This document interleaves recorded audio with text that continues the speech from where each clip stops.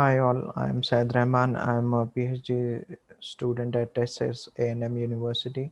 Today I'm going to give a presentation on investigation of power quality issues in cold iron grid connected electric ships. Let me take you through the content of the presentation. First there would be an introduction followed by the layout of power structure of ships, and then we would be discussing about different loads on ships, and then we would try to formulate these different loads and try to categorize them so that we can develop our system under study. That would be followed by the simulation results and the conclusion. So transportation and energy sector are the main consumers of fossil fuel energy. In transportation sector, the consumption of fossil fuel provided benefits such as no range anxiety, high density, energy density performance, and mature technological advancement. uh, like its air and land counterparts. Electric vehicles for short distance are now completely electrified by battery storage systems. Uh, Here, the electric vehicle refers to an electric ship. In Norway, electric ferries have been operational since few years, thereby cutting down the emissions. Firstly, swappable batteries were used, later followed by energy-dense battery technology. Although this technology is appreciable, but it heavily depends on the existing environmental conditions such as rain, humidity, and temperature, which would impact the battery performance. Another update was to incorporate wireless charging technologies for charging these batteries once they are on shore. However, this realization is difficult for electric cargo ships where power rating of the load is in megawatts. An optional solution here would be to incorporate renewable energy sources and fuel cell. uh, for realizing this thing, different analyses are being carried out throughout the world to evaluate the potential sources for minimizing the fuel emissions from these fossil fuel powered cargo ships. Electric ships in totality contributes for approximately 3% of the global greenhouse emissions. Due to this, there are strict restrictions in some part of the world to achieve zero emission, especially when the ships are near port. One of the way to achieve this is to incorporate renewables in the system and switch to these renewables when the ship is in vicinity of the port. Another dynamic concept in the literature is termed as cold ironing. Here, when the ship is on shore, fossil fuel engines are turned off and ship is plugged to the utility grid for powering the air conditioning and another other operating loads.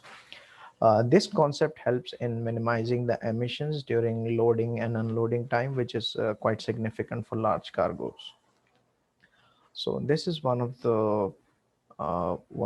this is the seaport microgrid. As you can see that on the right side you have cold ironing options for electric ships, and on the left side you have different renewables and electric vehicle charging stations which are acting as which can act as a contributor for supplying the power to the electric ships. As We can see that these sources are interconnected and they are used for powering electric ships, and using this concept, the power quality at the point of common coupling uh, can be optimized. So to in order to look at these things, we need to assess the power quality at the point of common coupling when the ships are powered from the utility grid. So one of the first step to do that is actually see the layout of our architecture in a marine propulsion system.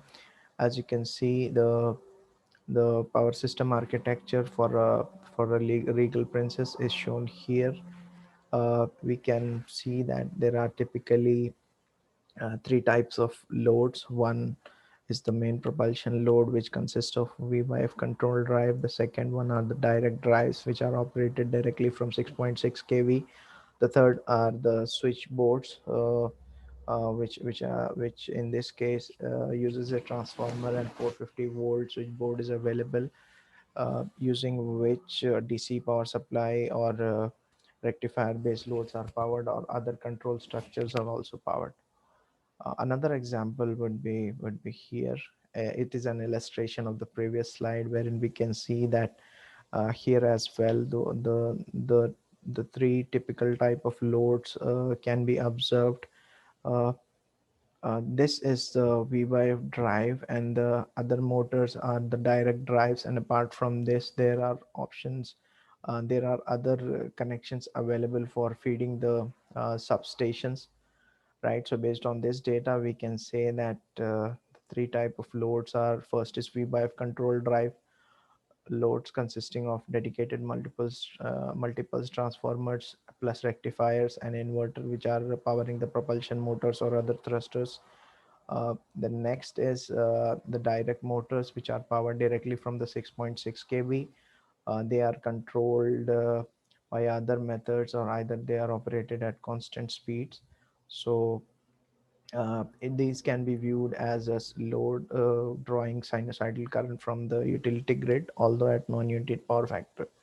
The third load are the substations, which are generating 450 volt and 120 volt switchboards, which are used for powering other loads such as heating, lighting, electric port for charging, and other electronics.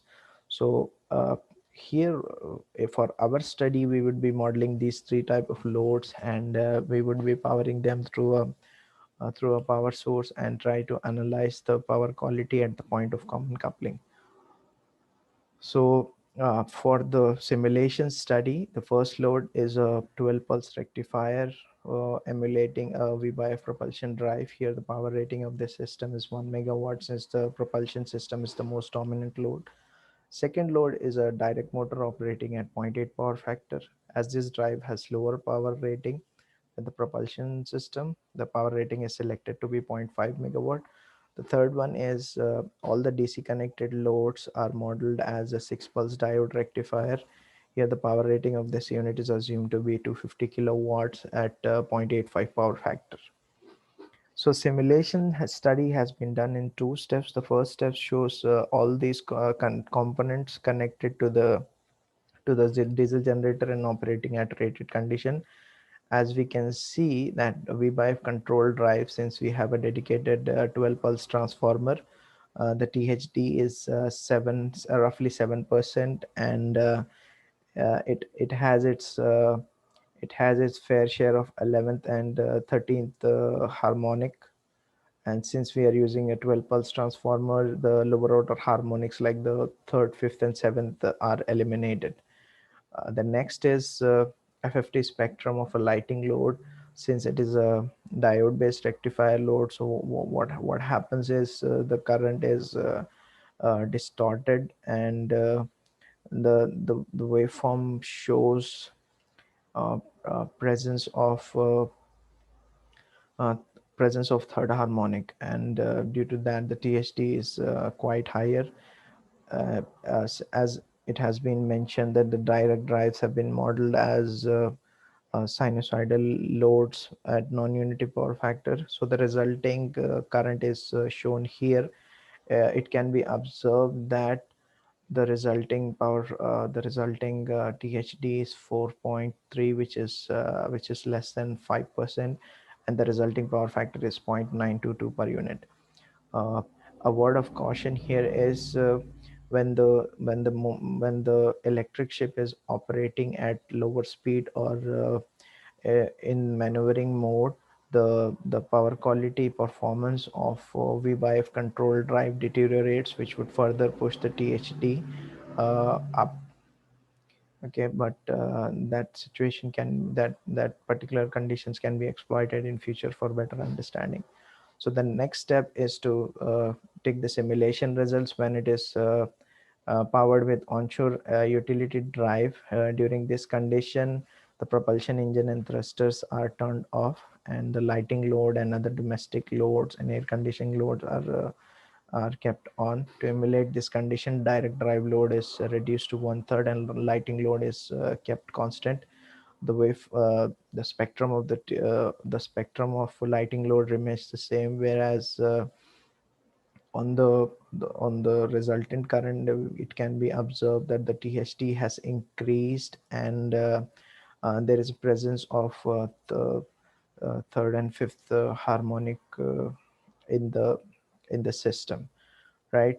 So this means that there are some shoes, typically the harmonics and the reactive power is also high, as the system power factor is 0.85. Thus, there are chances that the power quality at the point of common coupling can be disturbed by connecting this onshore utility grid. So there are two suggestions that can be implemented to improve the performance. First would be to incorporate renewable energy sources at the seaport, so that these renewable energy sources can locally deliver the reactive power to the cold ironing ships, so that the burden on the utility grid can be decreased and the power quality at the point of common coupling can be improved. The second option would be to incorporate a dedicated active filter for compensating the grid pollution caused by the ship, right? So the future work of this paper includes further exploitation of the cold ironing conditions, so that different architectures and different type of loads can be emulated, and observations and conclusions can be drawn about the impact on the power quality. So let me quickly brief out the conclusions that we had. Electrification of ships have been an active area of research. Small power rated ferries have already been fully electrified. However, large cargo ships still use hybrid engines with low contribution from alternate sources. To avoid adverse environmental effects on coral reefs in nearby towns, electric ships have been regulated to operate on zero emission policy near seaports. One of the efforts to address this concern is cold ironing. To study the effect of powering the electric ship with a utility grid, load available on a ship have been classified into three categories. Under normal rated operation, propulsion motor is the most dominant load. However, during offshore conditions, direct drives and lighting loads dominate the load on the utility grid. Simulation result shows that during cold ironing operation, power quality issues arises since most of the connected loads are transformer-fed rectifier load. This results in harmonic injection and operation at low power factor. Renewable energy sources or dedicated active filter can be employed to address this concern. Uh, so this is what I have from my side. Thank you all for your time, and